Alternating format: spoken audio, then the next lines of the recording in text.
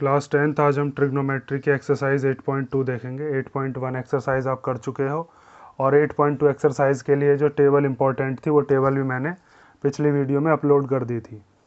आज हम देखेंगे एक्सरसाइज 8.2 और इसका पहला क्वेश्चन है इवेल्युएट द फॉलोइंग।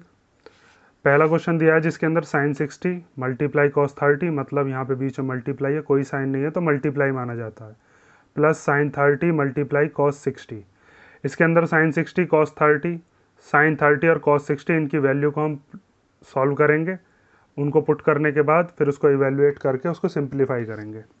तो देखो इसका सॉल्यूशन, सबसे पहले हम रखेंगे साइन 60 की वैल्यू।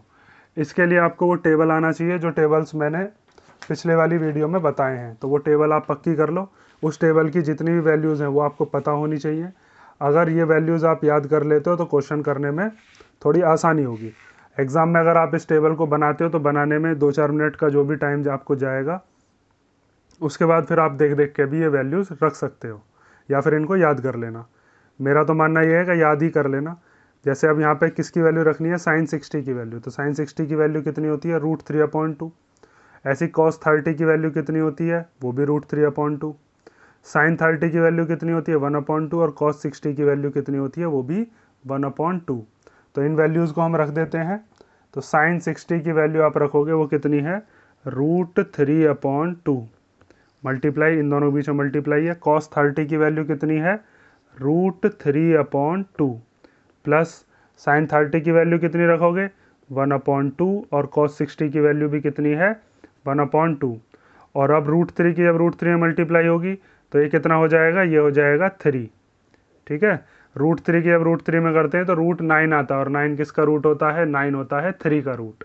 ऐसे ही नीचे 2 जा कितने हो जाएंगे, 4, प्लस 1 जा कितना हो गया 1, और 2 जा कितना हो गया 4।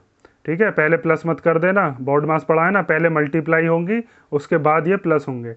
तो अब इन दोनों को जब हम प्लस करेंगे तो नीचे क्या आ जाएगा 4, ऊपर 3 + 1, तो 3 और 1 कितने हो गए 4, और जब 4 को 4 से कैंसिल करोगे तो क्या बचेगा, बस ये बचेगा 1। ठीक है, तो यहाँ पे आप आंसर लिख दोगे, कितना आ गया 1, ये आ गया 1। अब देखो इसका सेकंड पार्ट में दिया है 2 tan square 45 degree equal to cos square 30 degree minus sine square 60 degree. अब यहाँ पे एक चीज़ आपको याद रखनी है कि ये जो 2 दिया है, ये 2 इस 45 के मल्टीप्लाई में नहीं है, ये tan स्क्वायर 45 की जो भी वैल्यू आएगी उसके मल्टीप्लिकेशन में है ये। अगर ये 2 यहाँ पे होता 45 के मल्टीप्लाई में, तब हम मानते कि ये एंगल के मल्टीप्लाई में, अभी तो ये tan स्क्वायर 45 की जो भी वैल्यू होगी उसके मल्टीप्लाई में है। तो अब आप देखो इसका सॉल्यूशन, तो tan स्क्वायर 45 में tan 45 की वैल्यू रखो और फिर उसका स्क्वायर करो। tan 45 होता है 1, और 1 का स्क्वायर कितना हो जाएगा फिर 1।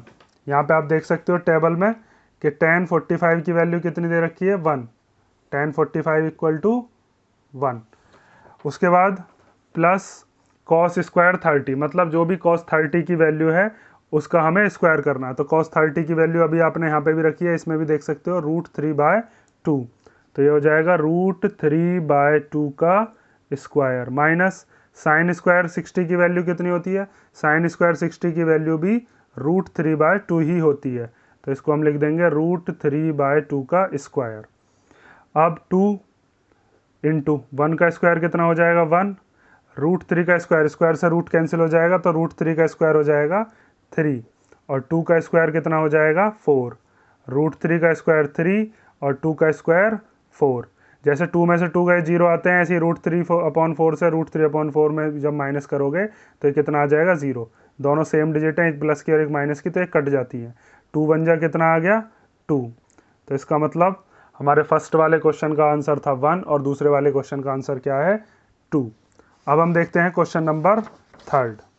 तो क्वेश्चन नंबर 3 में हमें दिया है cos 45 degree equal to sec 30 degree plus cosec 30 degree. अब हम देखते हैं इसका आंसर क्या आएगा। तो इन तीनों की हम वैल्यू पुट कर लेते हैं। cos 45 डिग्री कितना होता है, तो cos 45 की वैल्यू रखो, वो होता है 1/√2। उसके बाद sec 30 की वैल्यू रख लो, तो sec 30 कितना होता है, वो होता है 2/√3। उसके बाद cosec 30 की वैल्यू, कोसेक 30 की वैल्यू कितनी होती है, वो होती है 2। अब इस 2 के नीचे कुछ नहीं है तो क्या मान सकते हैं, 1। और अब इसका एलसीएम लेके इसको सॉल्व करेंगे तो ऊपर वाला 1/√2 तो ऐसे ही आ गया। अब इस √3 और 1 का हम क्या लेंगे, एलसीएम। तो √3 और 1 का एलसीएम कितना आएगा, वो आएगा √3। अब √3 के टेबल में √3 कितनी बार आता है, वो आएगा 1 बार। ये जो ऊपर वाले 2 हैं इनकी मल्टीप्लाई करके ऐसे बंद करके लिख लो पहले, ऐसे। अब ध्यान से देखना आगे क्या कर रहे हैं। ये जो नीचे वाली डिजिट होती है, नीचे वाला जो ये डिनोमिनेटर है, इससे हम डिनोमिनेटर को ही चेक करते हैं। तो √3 के टेबल में √3 कितनी बार आता है, तो इनको हम ऊपर नीचे रख के देख लेते हैं। √3 के टेबल में √3 आता है 1 बार, तो उस 1 की मल्टीप्लाई हो जाएगी यहाँ पर, ठीक है। उसके बाद हमको दिया है दूसरा वाला अपॉन में क्या है, इधर हमको दिया है 1। तो 1 के टेबल में √3 कितनी बार आएगा, 1 से डिवाइड करके देख लो। तो यहाँ पे जैसे आपने ये किया था इसी तरीके से इस 1 से किसको डिवाइड करोगे, √3 को। तो √3 नीचे ऊपर आएगा और 1 आएगा नीचे। 1 से किसी को डिवाइड करते हैं तो वही डिजिट आती है, तो क्या आ जाएगा यहाँ पर, √3। अब आगे देखो, अब इसको आगे फर्दर हमको सॉल्व करना है। तो आगे कैसे करेंगे, 1/√2।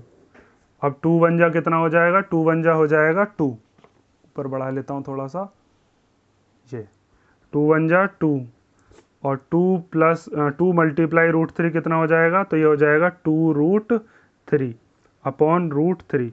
जैसे 2 की मल्टीप्लाई जब x में करते हैं तो कितना आता है, 2x। ऐसे ही जब 2 की मल्टीप्लाई √3 में करेंगे तो कितना आएगा, 2√3। क्योंकि इसमें ये रेशनल है और ये इरेशनल नंबर है, तो इनकी मल्टीप्लाई ऐसे ही होती है, ठीक है। ये 9th क्लास में फर्स्ट चैप्टर है रेशनलाइजेशन, उसमें सिखाया जाता है, और रेशनल नंबर इरेशनल नंबर की कैसे मल्टीप्लाई होती है ये सिखाया जाता है। अब यहाँ पे आप एक चीज़ देख सकते हो कि ये है a/b, ये है c/d।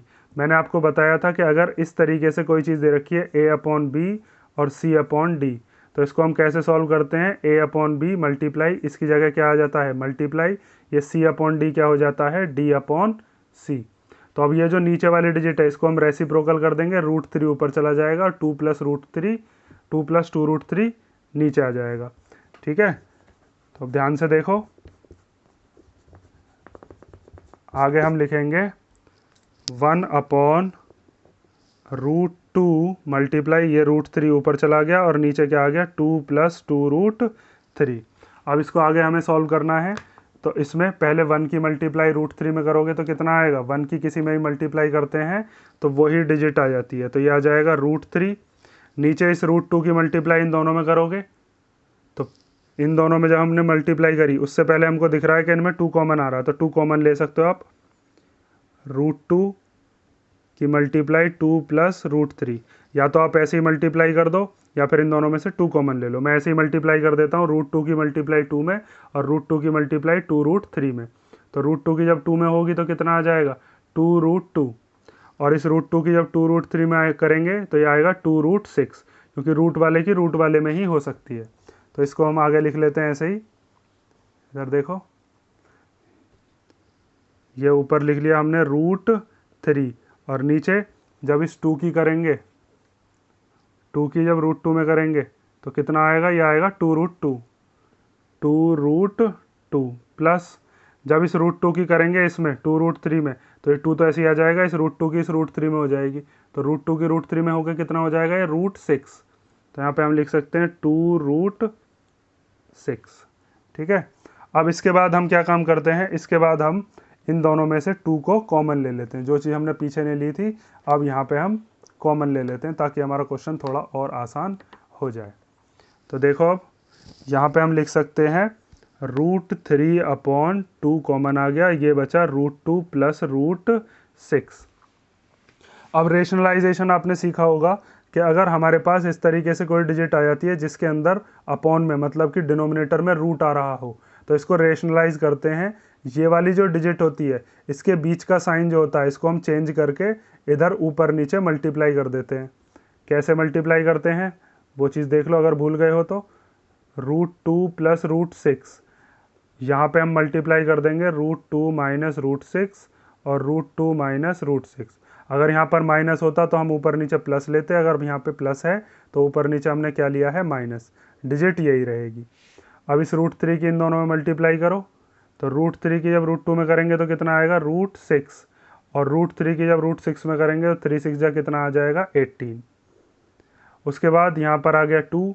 अब यहाँ पे उसके बाद आपको दिख रहा होगा एक आइडेंटिटी लग रही है a+b और a-b। तो वो आइडेंटिटी क्या होती है, वो होता है a² माइनस b²। ये आइडेंटिटी मैं यहाँ पर लिखे देता हूँ। कौन सी आइडेंटिटी हमने यूज़ करी है, a+b और a-b। ये क्या होता है, ये होता है a² माइनस b²। इसका मतलब ये है कि अगर पहली डिजिट दोनों की सेम है और दूसरी डिजिट भी सेम है, एक बार प्लस है एक बार माइनस है, पहली डिजिट दोनों की सेम a दूसरी डिजिट दोनों की b, एक बार प्लस एक बार माइनस, तो हम लगा देते हैं a² माइनस b² का फॉर्मूला। वही फॉर्मूला हमने यहाँ लगाया, a की जगह √2 मान लिया, b की जगह √6, और दोनों के बीच में क्या लगा दिया, माइनस।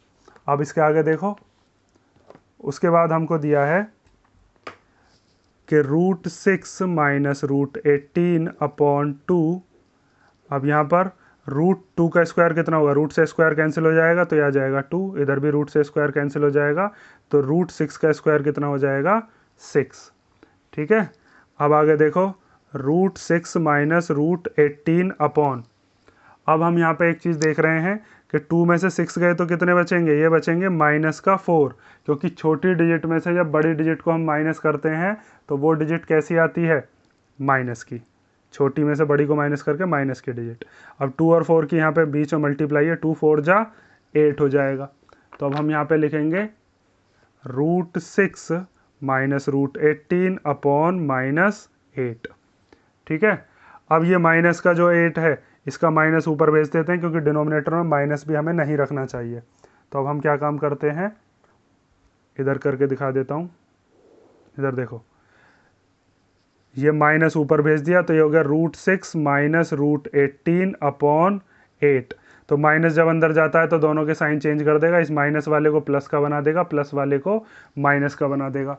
तो माइनस को अंदर ले जाओ और पहले लिख लेते हैं हम प्लस वाला और फिर लिख देते हैं माइनस वाला, क्योंकि ये √6 अब कैसा हो गया, माइनस का, और √18 कैसा हो गया, प्लस का।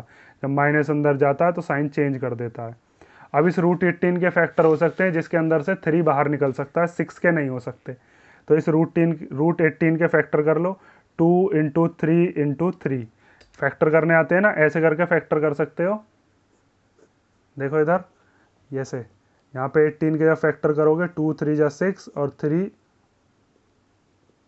2 के टेबल में 9 बार, 3 के टेबल में 3 बार और 3 के टेबल में 1 बार, 2 3 जा 6, 6 3 जा 18, ऐसे करके हम इसके फैक्टर कर लेंगे। और माइनस √6/8। अब जब इसके 3 के पेयर बन गए, जिसके पेयर बन जाते हैं वो बाहर निकल जाता है, तो बाहर निकल के क्या आ जाएगा, 3, और ये बेचारा √2 के अंदर ही रह गया, √2 अंदर ही रह गया, और अपॉन में क्या आ गया, 8। तो यही हमारा आंसर आ गया, 3√2 माइनस √6/8। अब यहाँ पे इसको हम इससे ज़्यादा सिंप्लीफाई नहीं कर सकते, बस ज़्यादा से ज़्यादा √2 और √6 की वैल्यू रख सकते हैं, और हमको सिंप्लीफिकेशन यहीं पे ही छोड़ना है। ठीक है। अब हम देखते हैं क्वेश्चन नंबर 4। तो क्वेश्चन नंबर 4 देखो, क्वेश्चन नंबर 4 है, ये रहा। इसके अंदर दिया है sin 30 + tan 45 minus cosec 60 upon sec 30 + cos 60 + cot 45। इसकी वैल्यू हमको बतानी है। तो इसमें भी वही चीज़ करेंगे, हम सबकी वैल्यूज़ को पुट कर दो और फिर उसके बाद सिंप्लीफाई कर देना। क्वेश्चन बहुत ईजी है, बस इसमें कैलकुलेशन पे ध्यान देना आपको, इसीलिए इनकी 2-4 बार प्रैक्टिस कर लेना। तो sin 30 की वैल्यू कितनी होती है, sin 30 की वैल्यू होती है 1/2। चाहो तो मेरे साथ पेन लेके बैठो और साथ के साथ सॉल्व करते रहो, जहाँ पे अटको तब देखना, वरना वीडियो को पॉज करके पहले खुद सॉल्व किया करो। cosec 60 की वैल्यू कितनी हो गई, cosec 60 की वैल्यू होती है 2/√3। फिर उसके अपॉन में sec 30 की वैल्यू कितनी है, sec 30 भी होता है 2/√3। उसके बाद आता है cos 60, तो cos 60 की वैल्यू कितनी होती है 1/2 माइनस प्लस cot 45 की वैल्यू कितनी होती है, वो भी होती है 1।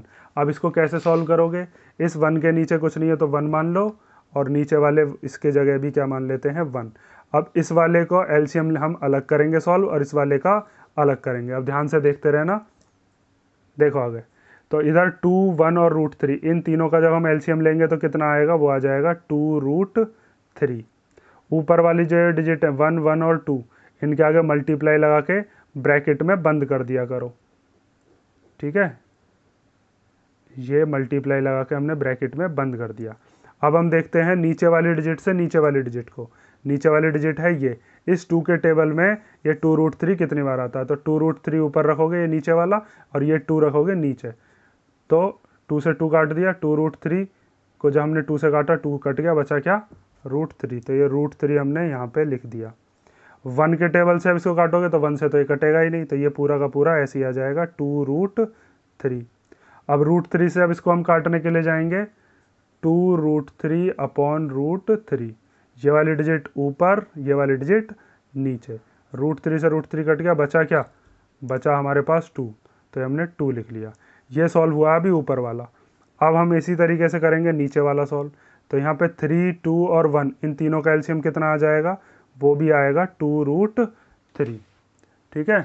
अब 2√3 हमारे आने के बाद जो ऊपर की डिजिट है इनके आगे मल्टीप्लाई लगा लो और उनको ब्रैकेट में बंद कर दो।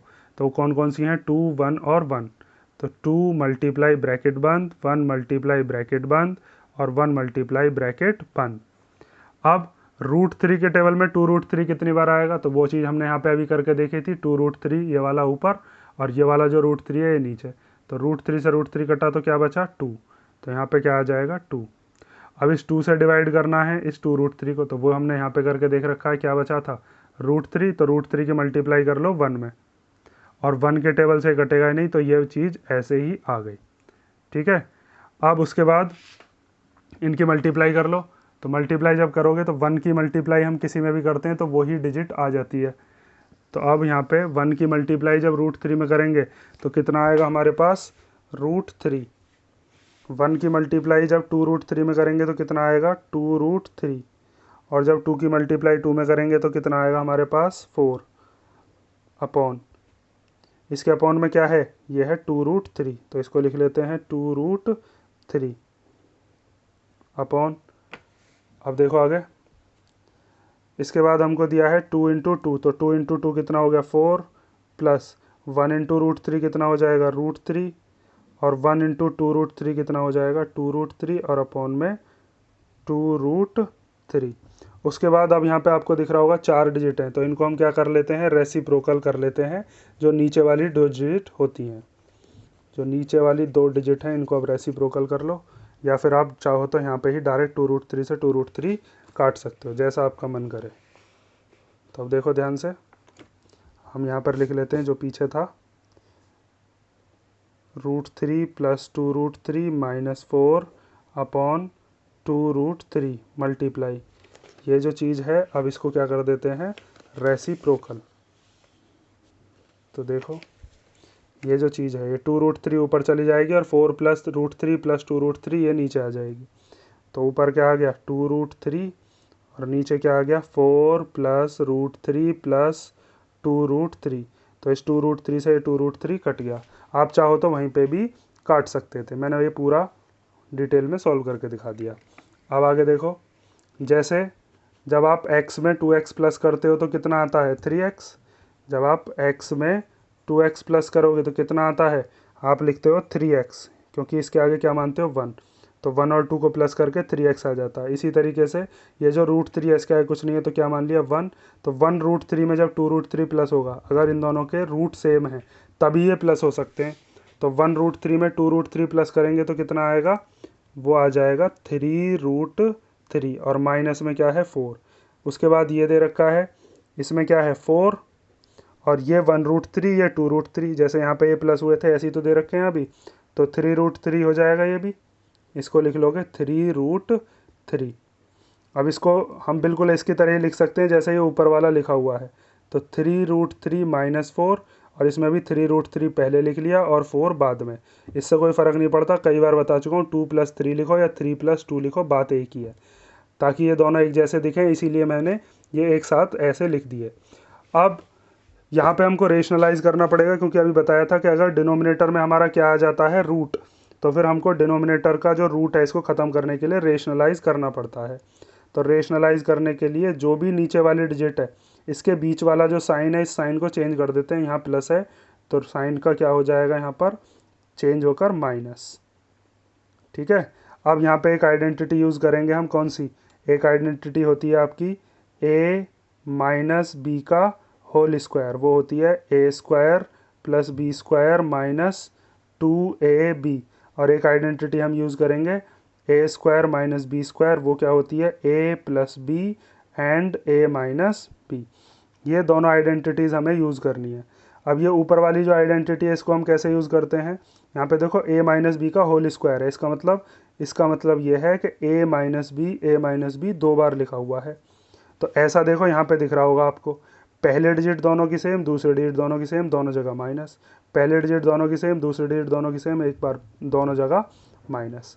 नीचे वाले में ये वाला फॉर्मूला लग रहा है, दोनों डिजिट सेम होनी चाहिए, पहली भी और दूसरी भी, एक बार प्लस हो एक बार माइनस हो, तो ऐसा नीचे हो रहा है।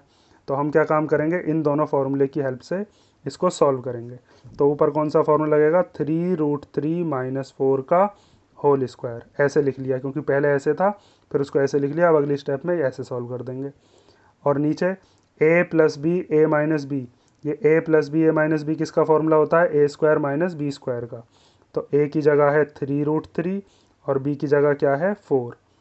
ठीक है, अब ऊपर खोलोगे a माइनस बी का होल स्क्वायर और नीचे खोलेंगे अलग अलग स्क्वायर। तो a माइनस बी का होल स्क्वायर क्या होता है, अभी बताया, a square plus b square minus 2ab। तो a की जगह क्या है 3√3, इसका स्क्वायर, ए स्क्वायर लिख लिया। ये वाली चीज़ क्या है मेरी, ये वाली चीज़ है मेरी a, और ये वाली चीज़ क्या है मेरी, ये है b। ठीक है, तो a का स्क्वायर लिख लिया। अब क्या लिखेंगे, b का स्क्वायर। तो b की जगह क्या माना है 4, b की जगह 4। उसके बाद है माइनस 2ab, तो पहले 2, फिर a की जगह क्या लिख दोगे 3√3, और b की जगह क्या लिख दोगे 4।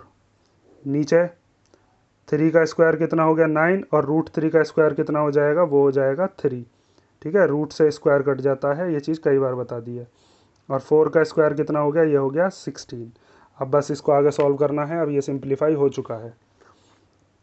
तो 3 का स्क्वायर कितना हो गया 9, √3 का स्क्वायर हो गया 3, 4 का स्क्वायर हो गया 16, माइनस ये 2, ये 3 और ये 4, ये तीनों की तीनों रेशनल है, मतलब बिना रूट के हैं, इनकी मल्टीप्लाई हो जाएगी। 2 3 जा 6 और 6 4 जा 24 √3 अपॉन 9 3 जा कितने हो गए 27 माइनस 16। अब देखो आगे ऊपर की तरफ भी कितना है 9 3 जा 27 और प्लस 16 माइनस 24 √3 अपॉन 27 में 16 गए तो कितने बचे 11। अब इसको आगे सॉल्व करेंगे तो 27 में 16 प्लस करोगे तो 6 और 7 हो गए 13 का 3, कैरी 1 2 3 और 1 4 माइनस 24 √3 अपॉन 11। तो यहाँ से हमारा ये क्वेश्चन नंबर कौन सा कंप्लीट होता है, क्वेश्चन नंबर 4। इसके बाद हम देखते हैं क्वेश्चन नंबर 5। तो क्वेश्चन नंबर 5 क्या है, उस चीज़ पे ध्यान दो। अब देखो क्वेश्चन नंबर 5 दिया है 5 cos square 60 plus 4 sec square 30 minus 10 square 45 upon sine square 30 plus cos square 30। तो देखो इस चीज़ में ये चीज़ सबसे पहले आपको समझनी है कि मैंने पीछे भी बताया था कि ये जो 5 है, ये 5 इस 60 के मल्टीप्लाई में नहीं है, ये 5 है जो भी cos 60 की वैल्यू आएगी, cos स्क्वायर 60 की, उसके मल्टीप्लाई में। तो सबसे पहले हम इन सब की वैल्यूज़ को पुट करेंगे और उसके बाद इसको सॉल्व करेंगे। तो देखो 5 cos स्क्वायर 60, तो cos 60 की वैल्यू कितनी होती है, वो होती है 1/2, तो उसका स्क्वायर प्लस 4 sec स्क्वायर 30, तो sec 30 की वैल्यू कितनी होती है, वो होती है 2/√3, इसका स्क्वायर माइनस tan स्क्वायर 45, तो tan 45 की वैल्यू कितनी होती है, वो तो 1 ही होती है, तो tan 45 की जगह लिख दो 1, तो 1 का स्क्वायर अपॉन साइन स्क्वायर 30, तो साइन 30 की वैल्यू होती है 1/2, इसका स्क्वायर कॉस स्क्वायर 30, कॉस 30 की वैल्यू कितनी होती है √3/2 और इसका स्क्वायर। अब आगे देखो, आगे जब सॉल्व करेंगे तो 5 1 का स्क्वायर कितना हो जाएगा, 1 का स्क्वायर हो जाएगा 1, 2 का स्क्वायर कितना हो जाएगा 4, प्लस 4, इधर 2 का स्क्वायर कितना हो जाएगा 4 और √3 का स्क्वायर हो जाएगा 3, स्क्वायर से रूट खत्म हो जाता है। 1 का स्क्वायर हो गया 1 अपॉन, यहाँ 1 का स्क्वायर कितना हो गया 1, 2 का स्क्वायर 4, ठीक है, प्लस √3 का स्क्वायर कितना हो गया 3 और 2 का स्क्वायर कितना हो गया 4। अब इसको आगे सिंप्लीफाई करना है, बस वैल्यूज़ हमने पुट कर ली। अब आगे देखो 5 बन जा कितना हो जाएगा 5 अपॉन में 4, ये अपॉन वाला 4, इस 5 की बस इसमें होगी क्योंकि ये न्यूमरेटर ये भी न्यूमरेटर, 4 4 जा 16 अपॉन 3 माइनस 1 अपॉन, अब हमें दिया है 1/4 प्लस 3/4, तो ये तो 1 हो जाएगा। देखो 1/4 और 3/4 को जब आप सॉल्व करोगे तो 4 तो एज इट इज़ आ जाएगा क्योंकि दोनों का सेम ही है, और ऊपर 1 + 3। अब आगे इसको जब सॉल्व करेंगे तो इधर देखो, इधर हम सॉल्व करेंगे, यहाँ पर ये दिया है 5/4 प्लस 16/3 माइनस 1 अपॉन 3 और 1 कितने हो गए, 3 और 1 हो गए 4, और 4/4, 4 से 4 कैंसिल हो गया तो कितना हो गया 1। तो हमारे पास बस कितना बचा, हमारे पास बचा 5/4 माइनस 16/3 और माइनस 1, यहाँ प्लस है सॉरी। अब इनका एलसीएम ले लो, इसके नीचे कुछ नहीं है तो क्या मान लिया हमने 1। 4, 3 और 1 का एलसीएम कितना आएगा, वो आएगा 12। 5 के आगे मल्टीप्लाई लगाओ, 16 के आगे मल्टीप्लाई लगाओ और 1 के आगे भी मल्टीप्लाई लगा दो। 4 के टेबल में 12 कितनी बार आता है, ये आता है 3 बार। 3 के टेबल में 12 कितनी बार आता है 4 बार। 1 के टेबल में 12 कितनी बार आता है 12 बार। तो 5 3 जा 15, 16 4 जा 64, 1 12 जा 12 अपॉन 12। 15 में जब 64 को प्लस करोगे तो कितना आएगा 79 माइनस 12 अपॉन 12। इसमें से इसको माइनस कर लो, कितना आ जाएगा, तो 79 में से 12 गए तो ये आ गया 67 और अपॉन में 12। ये आपका क्वेश्चन नंबर फर्स्ट के पांचों पार्ट कंप्लीट हुए। अब हमको देखना है क्वेश्चन नंबर सेकंड। तो क्वेश्चन नंबर सेकंड देखो, ये बहुत सिंपल से क्वेश्चंस हैं। इसके अंदर भी हमको वैल्यूज़ पुट करनी है और वैल्यू पुट करने के बाद हमको ये बताना है कि जो आंसर आया वो sin 60 के इक्वल है, cos 60 के, tan 60 के या फिर sin 30 के। तो अब देखो हमको दिया है 2 tan 30 degree upon 1 plus tan square 30 degree. तो tan 30 की वैल्यू कितनी होती है, वो tan 30 की आप वैल्यू पुट कर लो। tan 30 की वैल्यू होती है 1/√3, नीचे 1 प्लस tan स्क्वायर 30 मतलब 1/√3 का स्क्वायर। तो जब 2 की मल्टीप्लाई 1 में करोगे तो कितना आ जाएगा, ये आ जाएगा 2 अपॉन में क्या है, अपॉन में है √3 अपॉन 1 प्लस 1 का स्क्वायर कितना हो गया 1, √3 का स्क्वायर कितना हो गया 3। अब इस 3 की इधर मल्टीप्लाई होती है, ये प्लस होता है। तो अब इसको सॉल्व करो आगे, तो ये हो जाएगा 2/√3 अपॉन 3 1 जा 3 और प्लस 1 कितने हो गए 4, इधर मल्टीप्लाई इधर प्लस, तो ये हो गया 4/3। अब इसको जब हम आगे सॉल्व करेंगे तो रेसिप्रोकल कर सकते हैं। मैंने बताया था 2/√3 और ये जो नीचे वाले डिजिट है इसको हम रेसिप्रोकल कर लेते हैं। 3 ऊपर आ गया और 4 नीचे, तो 2 1 जा 2, 2 2 जा 4, ऊपर आ गया 3, नीचे आ गया 2√3। अब इसको रेशनलाइज कर सकते हो, या इस 3 के पास कितने √3 होते हैं 2, नीचे है 2√3, √3 से √3 कैंसिल हो गया, क्या बचा √3/2।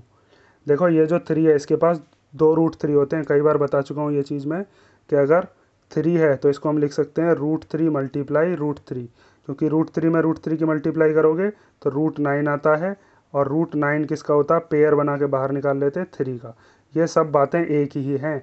या फिर √3 का अगर स्क्वायर भी कहा जाए तो इसका मतलब भी यही है √3 मल्टीप्लाई √3, ठीक है। या फिर इसको आप ऐसे भी सॉल्व कर सकते हो, √3 का अगर स्क्वायर है तो इसको आप लिखते हो कि √3 की जगह इसकी जो पावर है, ये रूट हट के पावर आ जाती है 1/2, और इस पूरे का हम स्क्वायर कर देते हैं। जब पावर की पावर होती है तो पावर्स की आपस में क्या हो जाती है, मल्टीप्लाई। तो इस 2 से ये 2 कैंसिल हो जाता है, 3 को लिखना 1 बार, 3 की पावर 1 बची, ठीक है। तो ऐसे भी आप सॉल्व कर सकते हो। तो अब √3/2 किसकी होती है वैल्यू, इन सारे में वो चीज़ हमको देखनी है। तो साइन 60 ही हमारा कितना होता है, √3/2। तो हम क्या लिख देंगे, साइन 60 डिग्री। ठीक है, ये चीज़ देखो मैंने आपको टेबल के अंदर बताई थी कि जो हमारा साइन 60 है वो कितना होता है, √3/2। देखो इधर देख सकते हो, साइन 60 डिग्री कितना है, √3/2। ठीक है, तो ये क्वेश्चन नंबर सेकंड का फर्स्ट पार्ट आपका हो गया। अब देखो सेकंड पार्ट। तो सेकंड पार्ट में हमको दिया है कि 1 - tan² 45 अपॉन 1 + tan² 45 की वैल्यू क्या होगी। तो देखो tan 45 आपको पता है कितना होता है, वो होता है 1, तो 1 का स्क्वायर, और यहाँ पे भी tan 45 का कितना लिख देंगे, 1 का स्क्वायर। तो 1 - 1 का स्क्वायर हो गया 1, 1 + 1 का स्क्वायर कितना हो गया 1। तो 1 में से 1 गया तो 0, और 1 और 1 कितने हो गए 2। और 0 के अपॉन में कुछ भी हो उसका आंसर हमेशा क्या आता है, 0 ही आता है। तो इसका ऑप्शन कौन सा हो गया, 0। ये चीज़ मैं आपको इंट्रोडक्शन में ही बता चुका हूँ कि 0 के अपॉन में अगर कोई भी डिजिट आती है तो उसको हम 0 लिखते हैं, और वहीं पे अगर ये उल्टा होता, 2 ऊपर होता 0 नीचे होता, तो हम इसको लिखते नॉट डिफाइंड। ये हो गया आपका क्वेश्चन नंबर सेकंड। अब हम देखते हैं क्वेश्चन नंबर थर्ड। तो क्वेश्चन नंबर थर्ड देखो, इसमें दिया है sin 2a = 2 sin a is true when a = means यहाँ पे ये जो इक्वेशन दी है, पहले इस इक्वेशन को समझोगे, ये जो 2 है ये a के मल्टीप्लाई में है, मीन्स एंगल के मल्टीप्लाई में, और यहाँ जो ये 2 दिया है ये sin a की जो भी वैल्यू होगी उसके मल्टीप्लाई में है।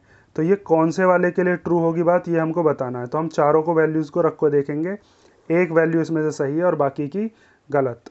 तो पहले हम रख के देखते हैं 0 डिग्री। तो हमारे पास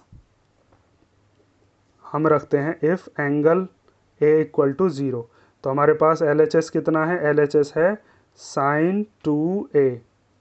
ठीक है, तो sin 2 और a की जगह हमने कितना रख दिया, 0। ठीक है, तो साइन जब 2 की 0 में मल्टीप्लाई करोगे तो 2 0 जा कितना होता है, 0। तो साइन 0 डिग्री की वैल्यू कितनी होती है, साइन 0 तो 0 ही होता है। उसके बाद हमने RHS सॉल्व किया। RHS कितना दे रखा था, RHS मतलब राइट हैंड साइड, LHS मतलब लेफ्ट हैंड साइड। तो ये था हमारे पास 2 sin a, और a की जगह हम क्या रख सकते हैं, 0। तो पहले साइन 0 की वैल्यू रखो। अब साइन 0 की वैल्यू कितनी होती है, 0। अब 2 0 जा कितना होगा, 0। तो यहाँ पे हमने पहले एंगल में मल्टीप्लाई करी, और यहाँ पे पहले हमने एंगल रखने के बाद एंगल की वैल्यू निकाली, उसके बाद मल्टीप्लाई करी। दोनों जगह सेम ही आया, तो हम कह सकते हैं LHS = क्या आ गया, RHS। तो यही चीज़ इस वाले के लिए सही हो गई, मतलब 0 एंगल सही है। अब ये चीज़ क्या दूसरे वाले के लिए अगर हम प्रूव करके देखते तो भी ट्रू आती, ये चीज़ हम प्रूव करके देख सकते हैं। तो देखो इसमें कोई से भी एंगल से आप करके देखोगे तो वो फॉल्स ही आएगा। पहले मैं आपको करके दिखाता हूँ 45 से, बाकी दोनों आप करके देख लेना। मान लीजिए एंगल ए हमने कितना लिया होता, 45, और यहाँ पे हम LHS ले लेते हैं कितना, sin 2a। ये जो दिया है sin 2a, तो sin 2 और एंगल कितना है 45। तो 45 2 जा कितने हो जाएंगे 90, क्योंकि एंगल में मल्टीप्लाई करनी है, और साइन 90 की वैल्यू कितनी होती है 1। अब उसके बाद हम देखते हैं RHS। RHS हमारा कितना है 2 sin a, मीन्स पहले एंगल की वैल्यू निकालनी पड़ेगी तब 2 की मल्टीप्लाई कर सकते हैं। तो 2 और साइन कितना है 45 डिग्री जो हमने माना है, आप 30 से भी कर सकते हो और 60 डिग्री से भी कर सकते हो। तो साइन 45 की वैल्यू कितनी होती है, वो होती है 1/√2। तो जब इसकी आप इसमें मल्टीप्लाई करोगे तो 2 1 जा 2, और अपॉन में कितना आ गया √2। इसको आप रेशनलाइज कर सकते हो, या 2 के पास कितने √2 होते हैं, 2 √2। जैसा अभी बताया था ना या पिछले वाले क्वेश्चन में, पिछले क्वेश्चन में यहाँ बताया था कि एक 3 के पास कितने √3 होते हैं, 2। तो इसी तरीके से एक 2 के पास 2 √2 होते हैं, और अपॉन में क्या आ गया 1 √2। 1 √2 से 1 √2 कट गया। अब यहाँ पे कितना आया, ये आ गया √2। तो क्या 1 और √2 बराबर हैं, ये तो बराबर नहीं होते। तो इसका मतलब ये वाली जो इक्वेशन थी ये किसके लिए ट्रू बैठ रही थी, 0 के लिए। 45 के लिए तो इक्वल बैठी नहीं। आप चाहो तो 30 और 60 रख के देखोगे तो उससे भी क्या आएगी, फॉल्स। ये किससे ट्रू आ रही है, बस 0 वाले से। ठीक है, अब नेक्स्ट क्वेश्चन देखो, क्वेश्चन नंबर 4, सेकंड का फोर्थ पार्ट। तो सेकंड के फोर्थ पार्ट में हमको दिया है 2 tan 30 degree upon 1 - ten square 30 degree. तो वैल्यू पुट कर लो, बिल्कुल सेम ही क्वेश्चन हैं ये सारे के सारे। तो 2 tan 30 degree upon 1 minus ten square 30 degree. तो देखो tan 30 की वैल्यू कितनी होती है, वो tan 30 की वैल्यू रख लो। तो tan 30 की वैल्यू होती है हमारे पास 1 अपॉन √3, और फिर नीचे भी यही रखोगे 1 माइनस 1 अपॉन √3 का स्क्वायर। ठीक है, तो जब 2 की 1 में करेंगे तो कितना आ जाएगा, 2 अपॉन में √3, 1 माइनस यहाँ पर ये 1 का स्क्वायर करा तो कितना आया 1, और √3 का स्क्वायर करा तो कितना आया 3। अब इस 3 की कर दोगे इधर मल्टीप्लाई, तो 3 1 जा 3 और -1 कितना हो जाएगा 2, 3 1 जा 3 -1 कितना आया 2। तो इसको लिखेंगे 2 अपॉन √3 अपॉन 3 1 जा 3 -1 हो गया 2 अपॉन 3। अब इसको और देखो आगे सॉल्व करते हैं, तो ये आएगा 2 अपॉन √3, ये नीचे वाली जो डिजिट है रेसिप्रोकल हो जाती है, कई बार बता दिया है। 3 ऊपर आ गया और हमारे पास नीचे क्या आ गया, नीचे आ गया 2, 2 से कट गया 2, क्या बचा 3 अपॉन √3। अब पीछे बताया था 3 के पास कितने √3 होते हैं, 2, या फिर रेशनलाइज कर लो, ऊपर नीचे √3 की मल्टीप्लाई कर लो। तो इसको हम लिख सकते हैं √3 मल्टीप्लाई √3 अपॉन √3। ये कट गया, क्या बचा हमारे पास, हमारे पास बचा √3। अब आपको देखना है इन सारे में से √3 किसकी वैल्यू होती है, तो वो होती है किसकी वैल्यू, tan 60 की। तो हमारा आंसर क्या आ जाएगा, tan 60 डिग्री। ठीक है, तो ये आपका क्वेश्चन नंबर कौन सा खत्म होता है, क्वेश्चन नंबर 4th। अब हम देखते हैं क्वेश्चन नंबर 3rd। वो 4th क्वेश्चन खत्म हुआ था, सेकंड का 4th पार्ट था वो। अब देखते हो क्वेश्चन नंबर 3। तो क्वेश्चन नंबर 3 में दिया है कि if tan a plus B equal to √3 and tan a minus B equal to 1 upon √3, और a और b का जो सम है वो कितना है, 0 से 90 डिग्री के बीच में, और एंगल a जो है वो किससे बड़ा है, एंगल b से। हमको बताना है a और b की वैल्यू कितनी होगी। आप 1 सेकंड के लिए पॉज कर लो या रुक जाओ, मेरे को ज़रा ये चार्जिंग पे लगाना बीत रहा है।